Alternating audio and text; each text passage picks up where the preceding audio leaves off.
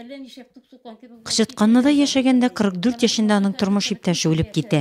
Иске Әмзәдә 6 баласын калдырып бакыйлыкка күчкән хатын-кыз турында ишетә. Ялгызым ничек яшәрмен икән дип койгырам. 6 бала белән калган тол Ират, ул малай кызларны менә ничек күтәрер дип борчылдым ди. Менә шул кеше минем алдыма килеп, бусагама тезләнде. Эшесе кышытныйды, Чаллыда. Жанрлатта кичкенә малайбыз дигән, кичкенә кызыбыз дигәнбез Ленинградта тора. Аллага шөкер, армиядә булып кайттыларым да, буныкымдан армиядә булды. Тормышлары бар.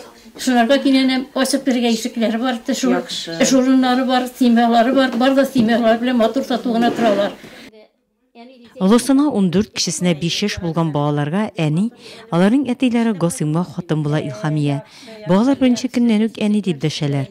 Зур гаиләдә төрлесе булса да, гаиләнең яман аты авыл өстенә чыкмый. Бүген Илхамия апа күп санлы оныкларның яраткан әбисе. 45 ел гомер иткән Госыймы исә быел вафат булган.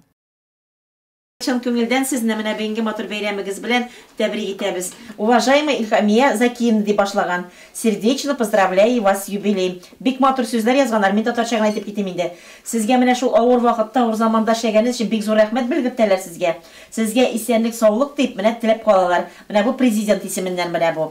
Шулай үзебезнең район башлыгы исеменнән Равил Арфаевич Кузюров менә ул чәчәкләрне сезгә җибәрде. И менә бу җылы одеялны сезгә биреп җибәрде.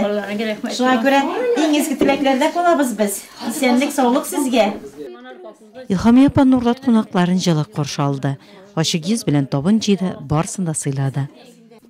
Кунакларны үзе узатып та калды. Юл уңаенда чәчәкләр яратуын әйтте, бакчасын күрсәтте. Кызы Роза белән яшәп яткан нигездә балаларга, туганнарга ишекләрнең һәр чак ачык булуын искәртеп, Нурлат делегациясендә кунакка чакырып калды.